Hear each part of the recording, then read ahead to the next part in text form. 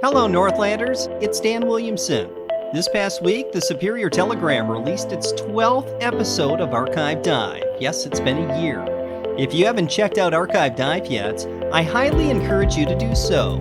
Archive Dive is a monthly history podcast that is hosted by Telegram reporter Maria Lockwood. Each month, Maria and a local historian will dive into the archives of historic events, people, and places in Superior and Douglas County. Also, about a year ago, fire destroyed two storied Superior warehouses one bitterly cold day, January 6, 2022. No one was injured, but Superior Mayor Jim Paine called it a terrible tragedy for the city.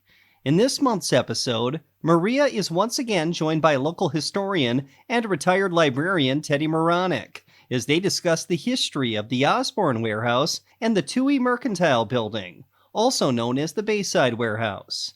Both were built in the 1890s. Built with large pieces of timber, which was slower to burn, Teddie says both were prominently mentioned in newspaper articles as being fire-safe. They must have thought they were safe. And they were. They really were. When you think about it, they were over 100 years old when they burnt down. 120 years old. So Right, and there's nothing left now of the Osborne building. nothing, yeah. And there's still a facade left of the Twohy Amen. Mm-hmm.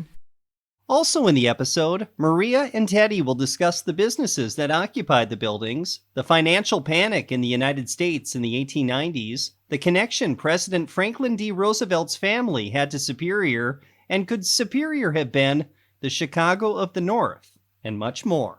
You can find that episode at superiortelegram.com or wherever you also get this podcast. I'll also put a link in the show notes. In case you missed Archive Dive's 11th episode, I'm resharing it here. In December, we discussed the details of Superior hosting Norwegian Royals twice during the World War II era. I encourage you to take a listen, and when you're done, click the link in our show notes to find more episodes of Archive Dive.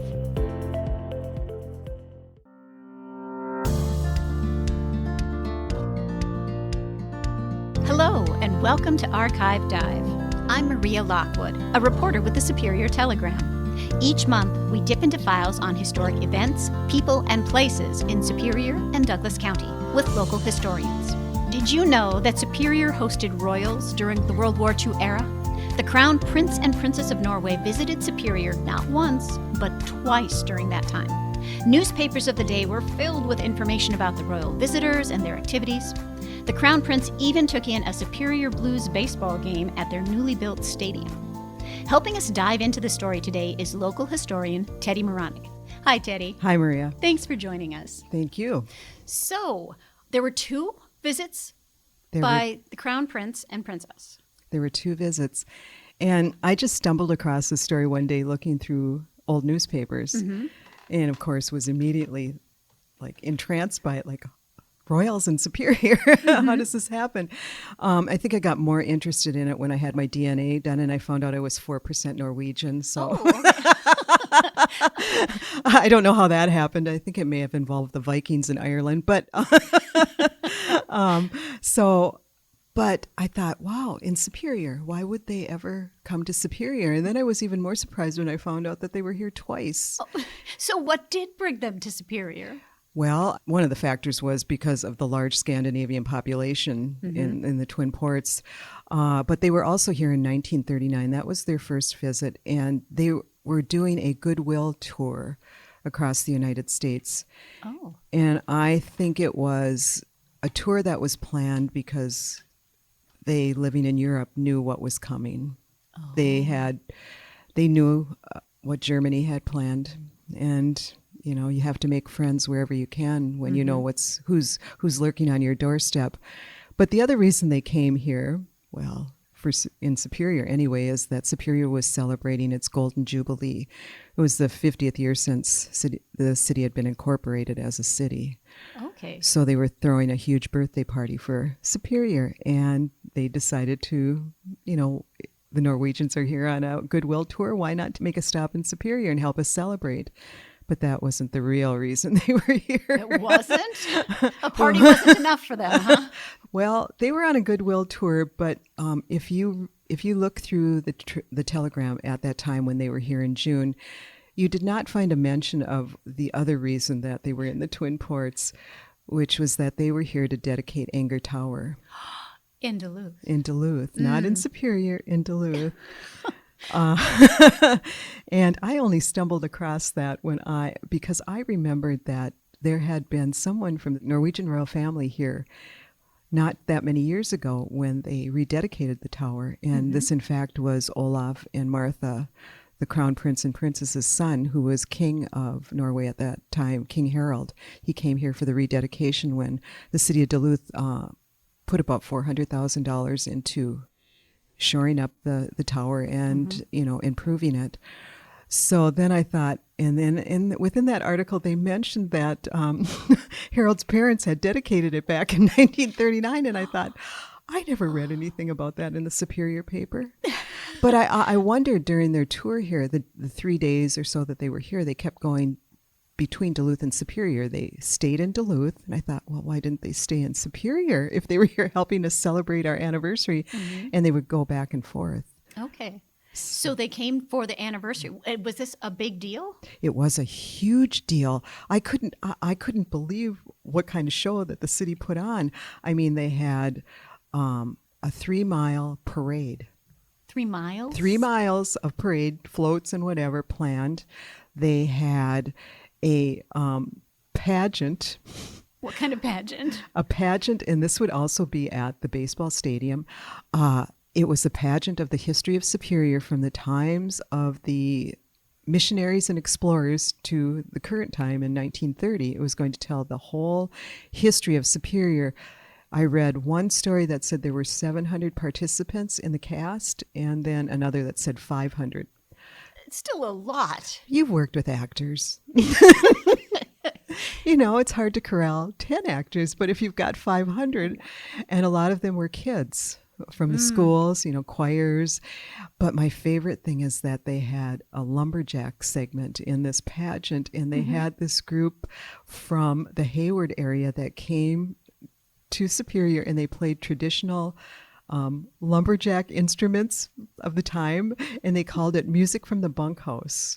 I would give anything to see that. They were real lumberjacks.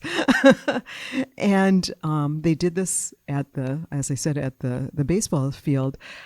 It rained the whole time. No. Yes. In fact, it rained, I believe, almost every day that the royal couple was here. Because really, who plans something for the middle of June in Superior? I think the temperature was about 50 degrees every day.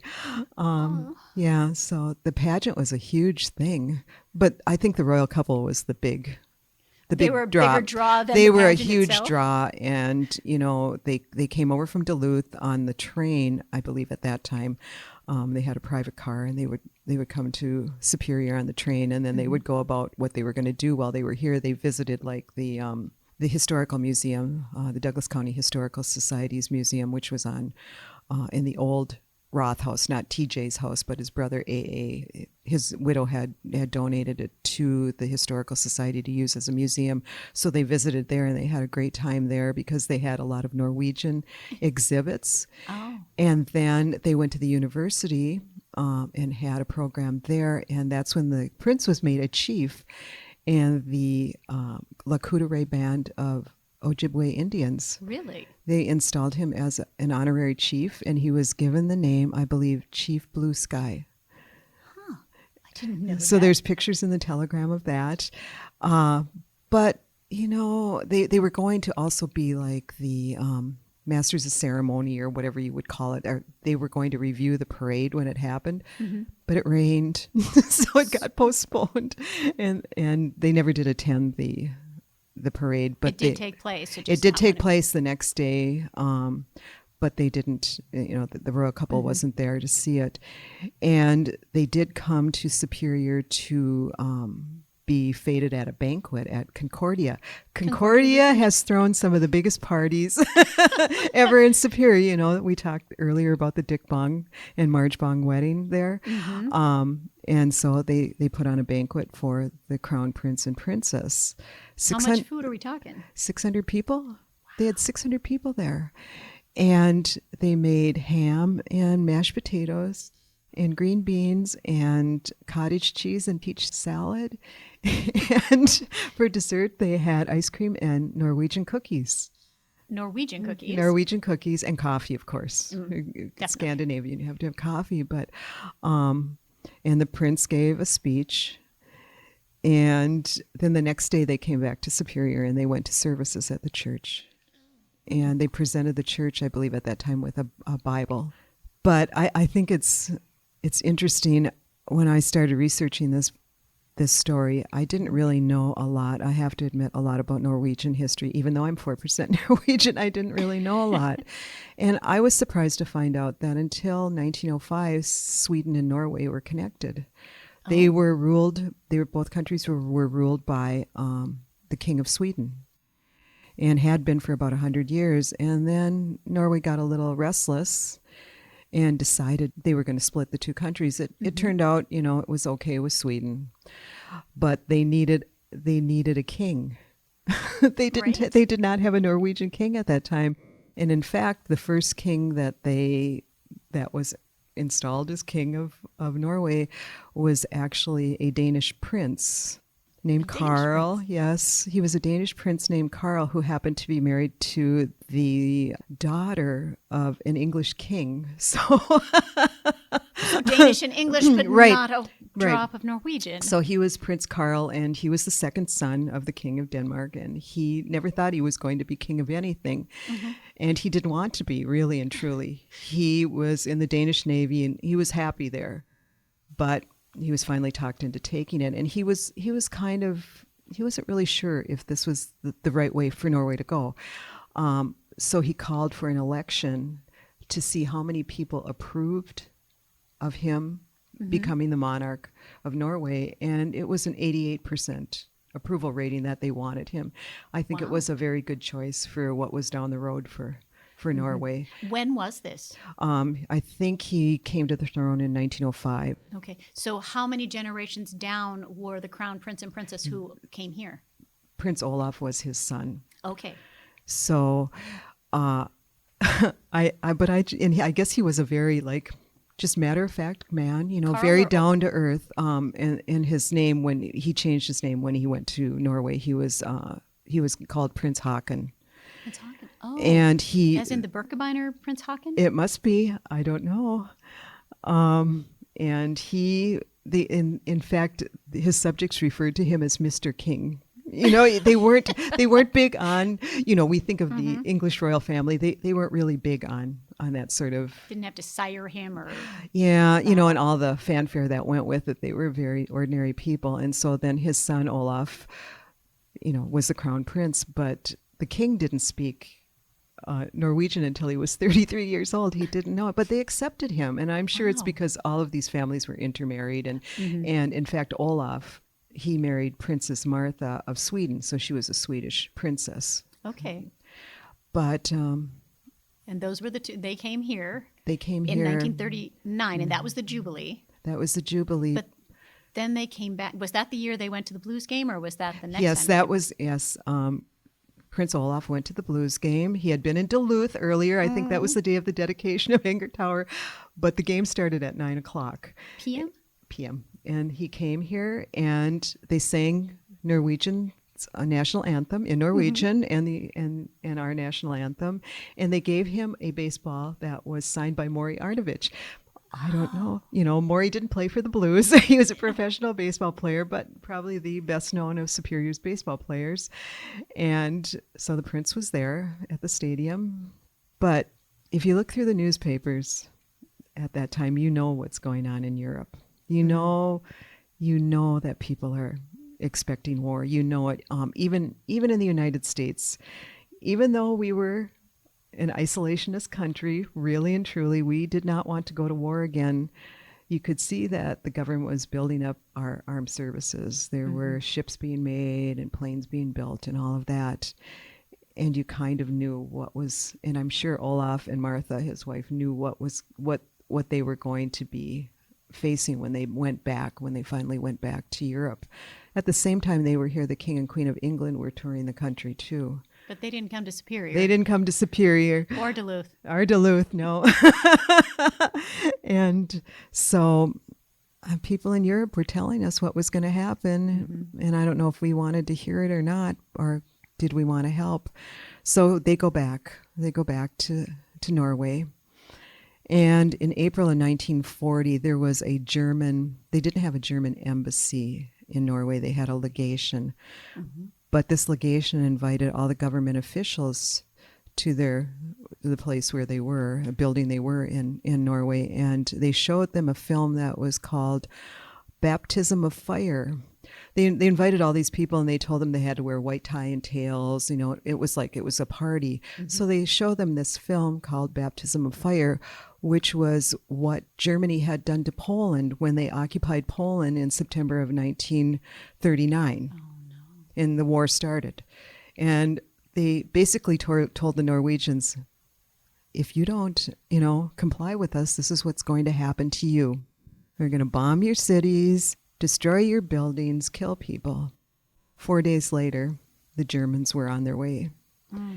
And they hit the country from every side, and they were coming by water to Oslo, which was where the king and the crown prince and princess were. And the Germans were they thought they knew what they were doing, and that there was an old fortress there where they were entering Oslo, and they thought it was just a museum, and that there was not going to be any way that these people could fight them off. Well, little did they know the Norwegians. Apparently there were 2 old cannons there, and they blew up the biggest ship in that the Germans had sent. Oh, wow. That they were sending to Norway, and destroyed it. So that gave time enough for the royal family to escape, to get on the move through Norway to safety. And Hitler was quite angry about that, and that's what he wanted. He only wanted 2 things. He wanted to capture the royal family, and he wanted Norway's gold, their gold reserves. Oh. He got neither because they took both. Excellent. And Olav and his father started their trek. Luckily, the princess and their 3 children got to Sweden with some difficulty, but they got out of the country. But the king and the crown prince were determined to stay in Norway. They did not want to leave, but Hitler was out to get them, and all along their route that they went out of the country, they were continually attacked by airplanes, and they wanted to kill them. They finally got a ship where they could go out of the country, but the king didn't want to leave. He really didn't want to leave. He said, what are these people going to think about me if I desert them now to safety and they have to stay here and put up with this? And he thought maybe Olaf should stay, and they convinced him. They said, if you leave him here, they're going to capture him, and they're going to tell you that they're going to kill him, and they probably will. So, he has to go too. And the king said, I just can't leave. And they kept telling him, well, they're just going to put words in your mouth and make you say these things, because they will tell you that they will kill the rest of your family if you don't comply with them. So he finally got on a ship. He and Olaf went to England, and they stayed there the whole time. 5 years till they could go home again. Wow. And Princess Martha went to Sweden, but she actually ended up in the United States then with the kids and stayed in the United States. She was in the Washington, D.C. area. And so, and Olaf was in England. He visited because obviously he came here in 1942.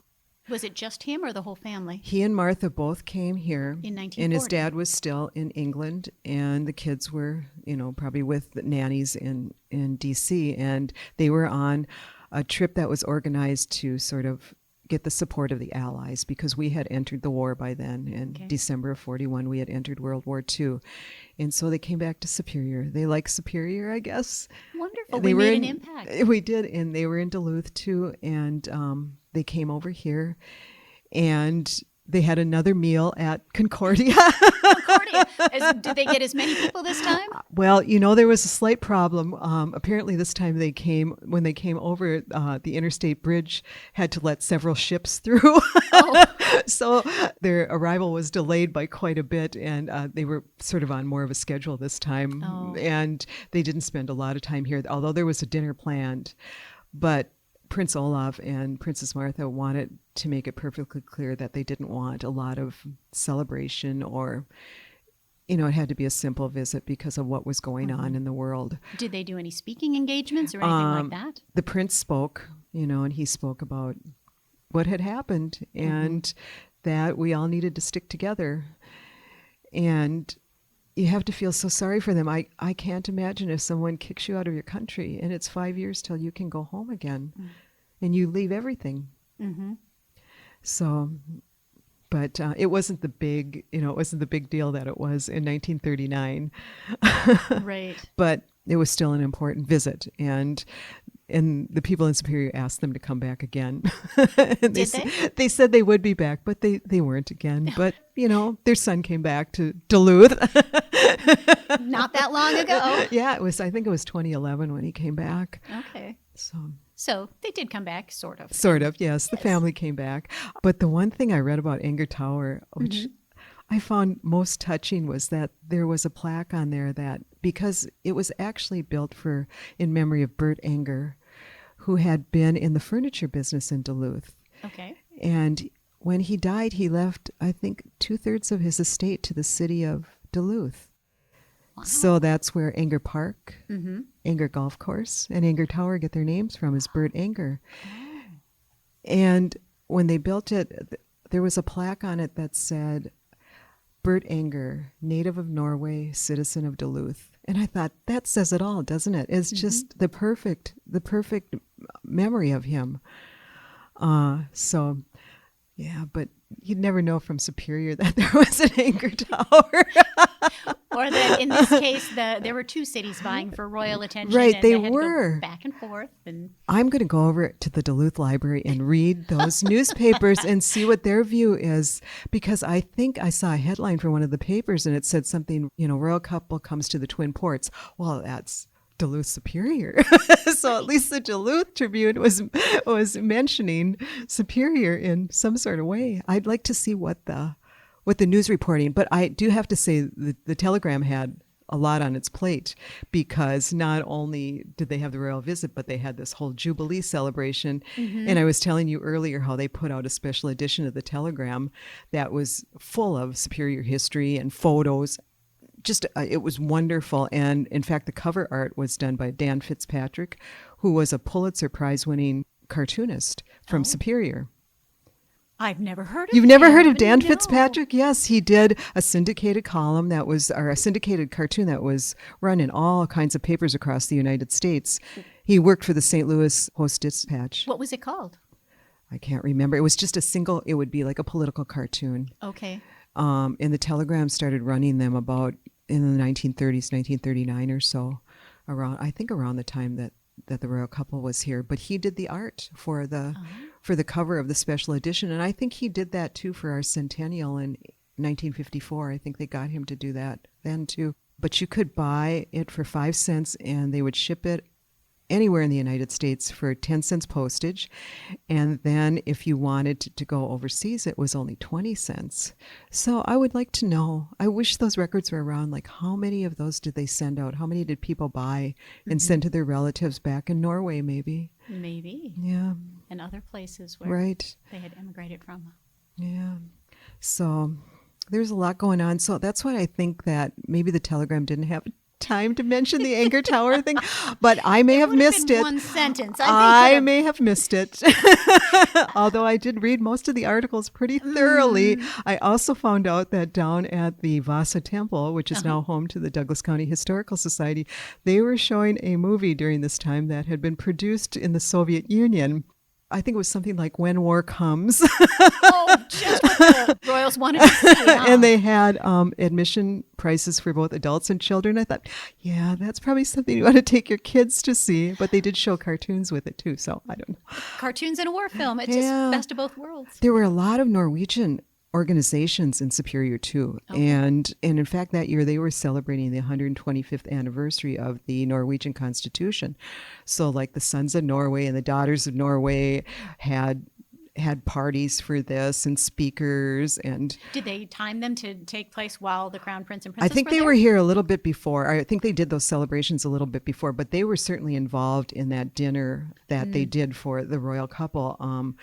I think the sons and daughters presented them with gifts, the royal couple with gifts, and then the Northern Chorus, which is the Norwegian singers, were performing there. It was a very elegant evening. They had a quartet of stringed instruments playing, and one of the people performing in the quartet was Mrs. Thorpe Langley, who, if you're familiar with UWS, you know that Thorpe Langley Auditorium is in Old Main, and Thorpe Langley taught there for years, and he was also involved in the theater. But his wife played in the string quartet. Oh, wow. It was a very elegant evening, and our mayor at that time, Bryn Ostby, was also a Norwegian immigrant. So many times to Norway. And he, of course, was one of the speakers that evening, and he was eventually made like a special counsel for the Norwegian delegation or something. But poor Bryn was the last mayor of Superior. The last mayor? The last mayor. We'd had a mayor since the beginning and until, I think, 1941, where the city decided that we were going to go to the manager That form didn't of last government. No, and they had a lot of get out of town. We don't want to see you anymore. Oh, welcome back. With certain managers. But it was until the late 1950s. And that is a story for another day. It is a story for another day. Well, thank you for You're telling us welcome. about the royal visits. I did not even know. They were the only royals to ever visit Superior? I believe so, but if anyone knows any different, and if anyone has a program from that pageant, I would love to see that. Excellent. All right. So, thanks for listening to Archive Dive. New episodes are available monthly at superiortelegram.com or wherever you listen to podcasts. If you have a topic you'd like us to explore, email me at mlockwood@superiortelegram.com.